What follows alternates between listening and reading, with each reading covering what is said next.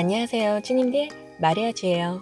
오늘 소개할 곳은 제가 블로그에서 우연히 보게 된 곳인데요. 세계 최초 테이블 오마카세라는 컨셉으로 카운터에서 먹는 스시가 아닌 테이블에서 맛보는 스시 오마카세를 선보이는 곳인데요. 셰프님이 스시를 만들어주는 공간이 이동을 할 수 있게 만들어졌다고 하는데 각 손님 테이블 앞으로 이동을 해서 스시를 바로 만들어준다고 해요. 저도 이 독특한 시스템이 궁금해서 찾아오게 됐는데요. 바로 상왕신의역에 위치한 스시 무카예요. 아까도 말했듯 손님 테이블 앞에서 스시를 만들어주는 오마카세 집이라 지금까지는 한 번도 볼 수 없었던 컨셉인데요. 들어가는 입구에 보니 셰프님은 일식 경력이 28년이나 되셨다고 하고 일본 가정식이라는 요리책까지 내셨다고 하네요. 테이블은 4개로 구성되어 있었고 가게 중앙에는 버너를 쓸 수 있는 공간과 옆에는 물을 쓸 수 있는 공간이 따로 있어서 이동을 하며 음식을 만들 때 필요한 부분을 인테리어적으로 풀어내신 것 같아요. 스시 무카의 식사 가격은 점심 3만원, 5만원, 저녁은 6만원, 8만원, 11만원으로 되어 있어요. 그런데 메뉴판을 보니 오마카세보다는 일반 일식당의 코스 요리처럼 정해져 있더라고요. 점심에는 샐러드와 스시 6피스를 포함한 구이나 조림 요리, 그리고 튀김과 지라시 스시라고 해서 일본식 회덮밥이 포함된 코스인데 점심 3만원, 5만원 코스가 스시의 재료나 구성만 달라지고 나오는 가짓수는 똑같다고 하는데요. 오늘은 식사를 시작하기 전에 제가 느낀 이곳의 아쉬운 부분을 먼저 말씀드려야 할 것 같아요. 이곳은 테이블 오마카세라는 컨셉으로 셰프님의 아이디어를 접목해서 다양한 시도를 해보고 계신 것 같은데요. 일단 오마카세라는 형식이 아닌 일반적인 일식집 코스 요리라고 생각이 들 정도로 정해진 음식과 스시의 개수도 적은 느낌이 들었어요. 요즘 정말 합리적인 가격대의 스시집들이 많아지고 있는데요. 점심 5만원이라는 금액을 받는 스시 전문 오마카세 업장에서 스시가 6피스가 나온다는 건 스시에 대해 기대를 하고 손님들에게는 좀 아쉬운 부분이 남지 않을까 생각이 들어요. 저희는 이날 스시를 맛보고 싶어서 방문했던 거라 셰프님께 말씀드렸더니 저녁 코스를 추천해 주셨어요. 그런데 저녁 6만원짜리 코스에도 스시는 6피스에 지라시 스시가 포함된다고 하셨고 8만원부터 지라시 스시 없이 일반 스시가 다 나온다고 하는데 일단 저희는 8만원으로 주문을 했어요. 보통 점심에도 저녁 코스를 원하시는 분은 미리 예약할 때 말씀 주시면 가능하다고 하네요. 첫 번째로 전복죽이 준비됐는데요. 전복 내장과 새우가 들어간 전복죽이에요. 전복의 내장향보다는 가스오부시가 들어간 다시향이 은은하게 나는 게 전복 내장을 잘 못 드시는 분들도 편하게 먹을 수 있을 것 같아요. 새우도 들어가 있어 식감도 살려주고 전복 향만 진하기보다는 약간 해산물죽 같은 느낌이 들었어요. 이제 스시가 바로 시작되는데요. 이날은 저희 식사가 시작할 때쯤 손님이 저희밖에 없어서 사실 동선이 꼬이거나 그러진 않았는데 그 바로 전날인 공휴일에는 점심 손님만 20분 이상 오셨다고 해요. 이게 손님 테이블마다 이동을 해야 하는 스시 선반이다 보니 아무래도 가게에서 손님들이 잠시 밖에 나가신다거나 할 때 동선이 조금 불편해하지 않을까 생각이 드는데요. 스시를 주실 때도 스시 다이에서 바로 테이블로 손을 뻗어 주시는 게 아니라 손님 옆으로 와서 스시를 놔주는 번거로움도 좀 걱정이 됐어요. 첫 점은 광어인데요. 광어는 숙성이 많이 된 편은 아니었고 탄력이 있는 쫄깃한 식감이에요. 먹는 순간 간장향이 먼저 또렷하게 느껴지는데 보통 스시집에서는 이 간장의 짠맛을 물이나 미림으로 조절하는 편인데 짠맛이 조금 강한 스타일의 간장이었어요. 스시를 만들 때 선반 밑에 있는 보온통에서 샤리를 가져와서 바로 스시를 만들어 주셨는데 첫 스시는 밥의 온도감도 괜찮았고 재료와의 밸런스도 나쁘지 않았어요. 밥의 초대리는 식초와 소금 간이 적당한 편이었고 밥에서 나오는 은은한 단맛이 느껴지는 그런 스타일이에요. 간이 막 강하거나 그런 건 아닌데 무난한 편이었던 것 같아요. 두 번째는 도미인데요. 껍질을 살린 마스카와 형태의 도미예요. 역시나 간장이 많이 발라서 나왔는데요. 제 개인적인 입맛에는 간이 막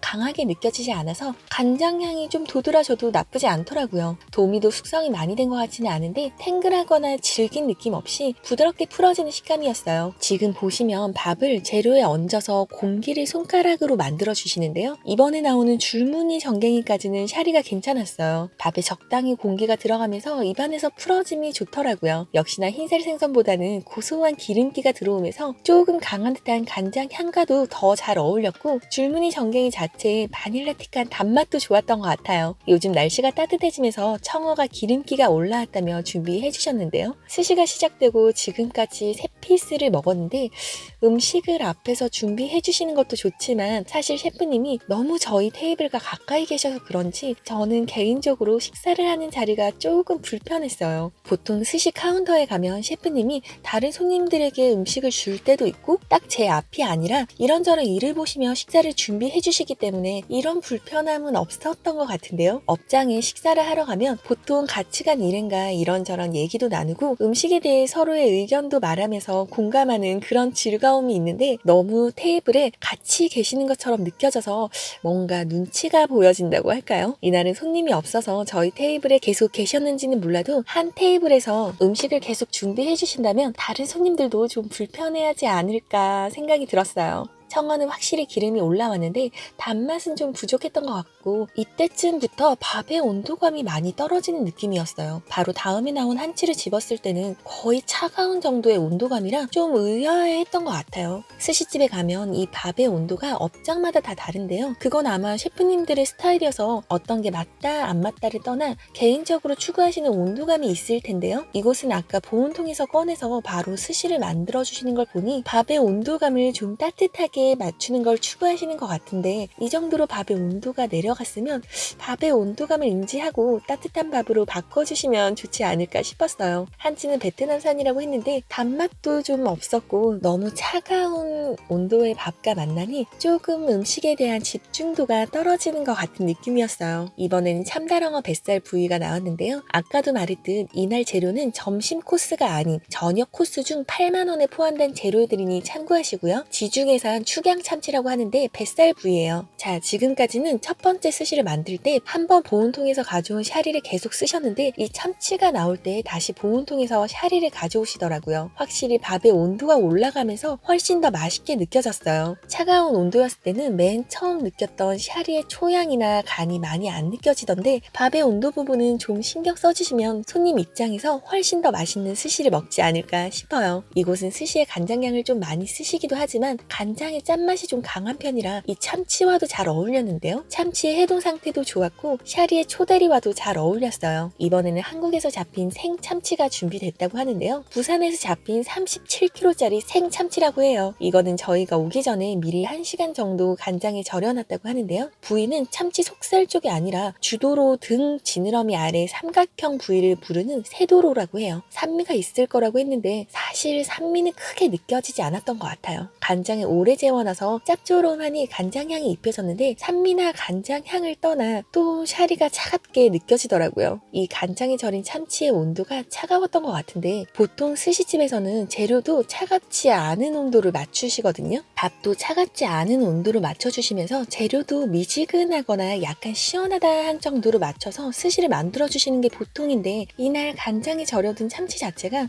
너무 차가워서 그런지 샤리나 참치의 맛이 많이 살아나지 못했던 것 같아요. 이번에는 우니가 준비됐는데요. 우니는 보스턴산이라고 해요. 캘리포니아 우니는 많이 들어봤어도 보스턴 우니는 처음 들어보는 것 같은데요.